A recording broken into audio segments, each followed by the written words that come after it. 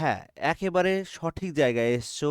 ইউটিউবে তোমরা হয়তো হাজারো ভিডিও দেখেছো, হাজারো সাজেশন দেখেছো, কিন্তু আজ আমি তোমাদের জন্য নিয়ে এসেছি জীবনবিজ্ঞান একেবারে প্রথম অধ্যায় ফাইনাল সাজেশন। আর এই ফাইনাল সাজেশনে যে কয়েকটি মাত্র প্রশ্ন দেব তোমাদের জন্য, সেই কয়েকটি প্রশ্ন পড়ে তুমি আশা করি 90% নাম্বার ইজিলি ক্র্যাক করবে। এবং এটি হবে প্রথম অধ্যায়ের প্রথম সাজেশন, এবং যা কিনা মাত্র কয়েক সপ্তাহ পরেই তোমাদের পরীক্ষায় কমন আসবে। তো কথা না বাড়িয়ে 2026 সালের মাধ্যমিক পরীক্ষায় যে সাজেশনগুলো তোমাদের জন্য তৈরি করেছি আমি, সেই সাজেশনগুলো তোমরা খাতায় টুকে নাও এবং সেগুলো ভালো করে প্র্যাকটিস করো, মুখস্থ করো। দেখবে ইজিলি তোমাদের পরীক্ষায় তোমরা সহজে নাম্বারগুলোকে ছিনিয়ে আনতে পারবে। তো চলো, প্রথমেই আমরা শুরু করব জীবজগতে নিয়ন্ত্রণ ও সমন্বয় তথা প্রথম চ্যাপ্টারের 2 এবং 3 নম্বরের প্রশ্নগুলি। তো দেখো, প্রথমেই রয়েছে ট্রপিক চলনের দুটি গুরুত্ব, অর্থাৎ ট্রপিক চলনের দুটি যে কাজ রয়েছে সেই কাজগুলি উল্লেখ করবে। দ্বিতীয় প্রশ্ন রয়েছে হরমোনের দুটি বৈশিষ্ট্য, অর্থাৎ হরমোন কি বা কাকে বলে সেই সংজ্ঞাটা পড়লেই কিন্তু সেখান থেকে তার বৈশিষ্ট্যগুলো পাওয়া যায়। 3 নম্বর প্রশ্ন রয়েছে হরমোনকে রাসায়নিক বার্তাবহ বলা হয় কেন। 4 নম্বর প্রশ্ন রয়েছে জিব্বেরেলিন ও সাইটোকাইনিনের একটি করে কাজ লেখো। দেখো, এখানে কিন্তু জিব্বেরেলিন এবং সাইটোকাইনিন এবং অক্সিনের যে রাসায়নিক সংকেতগুলো রয়েছে সেগুলোও পড়ে যাবে। তো চলো, স্থানীয় হরমোন কাকে বলে।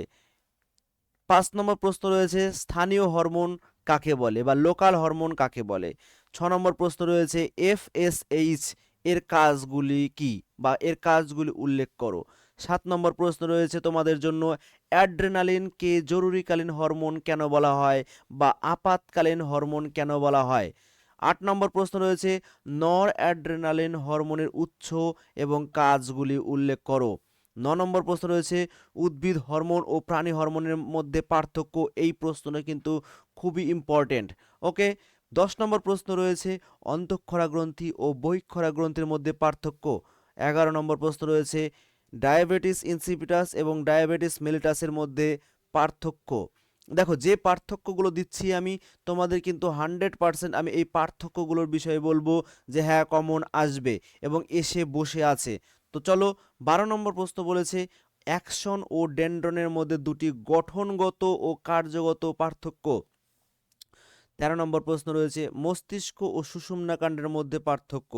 14 নম্বর প্রশ্ন রয়েছে সহজাত প্রতিবত্ত ও অভ্যাসগত প্রতিবত্ত ক্রিয়ার মধ্যে পার্থক্য। দেখো, পার্থক্য কিন্তু বেশ কয়েকটি দেওয়া হয়েছে এবং বেছে বেছে তোমাদের টেস্ট পেপার এবং বিভিন্ন কোশ্চেন ব্যাংকগুলো ঘেটে ঘেটে কিন্তু দেওয়া হয়েছে এই সাজেশনগুলো।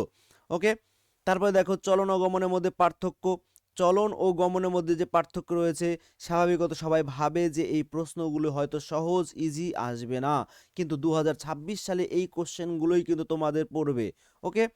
মাছের গমনে মায়াটম পেশির যে ভূমিকা বা মায়াটম পেশির কাজ কি তা উল্লেখ করো। মাছের গমন পদ্ধতির নাম কি। ঠিক আছে। মাছের গমনে পাখনার ভূমিকা কি রয়েছে বা পাখনার ভূমিকা কি সেটি উল্লেখ করো।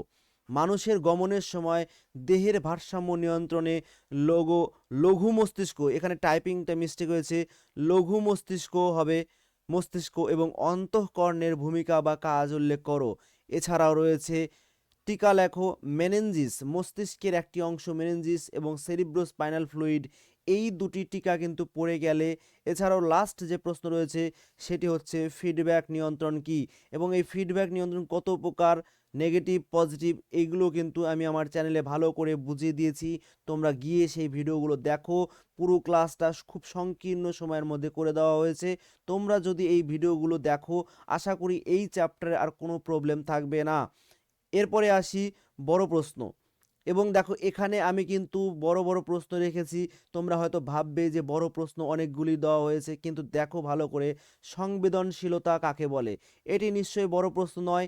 এটি 2+2+3, 3+2+1 এইভাবে কিন্তু টোটাল 5 নম্বর করে দেওয়া রয়েছে। দেখো, তোমাদের চারপাশে বা তোমার চারপাশে পরিবেশে তুমি কোন কোন সংবেদনশীলতার ঘটনা লক্ষ্য করো, সংবেদনশীলতার ঘটনা লক্ষ্য করো, তার একটা তালিকা তৈরি করো এবং প্রতিটি ক্ষেত্রে উদ্দীপকের চিহ্নিত করো। খুবই সহজ এবং ইজি প্রশ্ন। 2 নম্বর প্রশ্ন রয়েছে প্রাণী হরমোনের বৈশিষ্ট্যগুলি উল্লেখ করো। এছাড়া রয়েছে কি কি বৈশিষ্ট্য উল্লেখ করবে, তার প্রকৃতি বলা হয়েছে উৎস, রাসায়নিক প্রকৃতি, পরিবহন পদ্ধতি এবং কাজের প্রকৃতি। 3 নম্বর প্রশ্ন রয়েছে যেটি সবথেকে ইম্পর্টেন্ট, হরমোনকে রাসায়নিক দূত বা বার্তাবহ বলা হয় কেন, এবং ফিডব্যাক নিয়ন্ত্রণ কি। এর আগের পেজেও কিন্তু আমরা দেখেছি ফিডব্যাক নিয়ন্ত্রণ কি। তো ঘুরে ঘুরে কিন্তু ওই প্রশ্নগুলোই তোমাদের সামনে চলে আসছে। দেখো, পিটুইটারি গ্রন্থির অবস্থান এবং এই গ্রন্থি থেকে ক্ষরিত হরমোন ও তাদের লক্ষ্য কোষ ও অঙ্গগুলি সারণী আকারে লেখো, অর্থাৎ তোমাদের সিরিজ বাই সিরিজ লিখতে হবে। ওকে, আচ্ছা। 5 নম্বর প্রশ্ন রয়েছে থাইরয়েড গ্রন্থির অবস্থান কোথায়, এই থাইরয়েড গ্রন্থি রয়েছে ল্যারিংসে রয়েছে, এর কাজগুলি উল্লেখ করো। মানবদেহে ইনসুলিন এবং গ্লুকাগনের কাজ কি, অর্থাৎ ইনসুলিন কি করতে সাহায্য করে, শর্করাকে বৃদ্ধি করে না কমায়, গ্লুকাগন কি করে শর্করাকে বৃদ্ধি করায় না কমায়, এই যে ভূমিকাগুলো তার কাজগুলো উল্লেখ করতে হবে। এবং 7 নম্বর যে প্রশ্নটি রয়েছে ভালো করে দেখো, 7 নম্বর যে প্রশ্নটি আমি তোমাদের জন্য রেখেছি সেই প্রশ্নটি কিন্তু সব থেকে গুরুত্বপূর্ণ। আদর্শ নিউরনের চিত্র অঙ্কন এবং বিভিন্ন অংশ চিহ্নিতকরণ।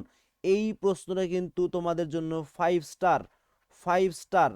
আমি বলে দিলাম এটা কিন্তু 5 স্টার, এটা কিন্তু আসবেই বলে দেওয়া যাচ্ছে। এবং রয়েছে একনেত্র দৃষ্টি এবং দ্বিনেত্র দৃষ্টির মধ্যে পার্থক্য। এছাড়া রয়েছে অ্যামিবয়েড গমনের মধ্যে একটি অ্যামিবয়েড গমন সম্পর্কে একটি টিকা। ওকে, লাস্ট একটি প্রশ্ন রেখেছি, এটি এক্সট্রা প্রশ্ন। এটি হচ্ছে জেড সঞ্চালন গতি কাকে বলে এবং পাখির উড্ডয়নের ডানা, পালক এবং উড্ডয়ন পেশির ভূমিকা কি। দেখো, যে প্রশ্নগুলি আমি তোমাদের জন্য তৈরি করেছি 2026 সালে তোমাদের প্রথম যে চ্যাপ্টার রয়েছে সেই চ্যাপ্টার থেকে তোমাদের 100তে 100 নাম্বার, 100% নাম্বার পেতে কেউ আটকাতে পারবে না। সো তোমরা যে প্রশ্নগুলি দেখলে সেই প্রশ্নগুলো স্ক্রিনশট নিতে পারো এবং খাতা কলম নিয়ে লিখে নিতে পারো। সুতরাং আজকের মতো এই ভিডিওটি এই পর্যন্তই। আসছি পরের ভিডিওতে। ভালো থাকো, সুস্থ থাকো, অনেক অনেক ধন্যবাদ।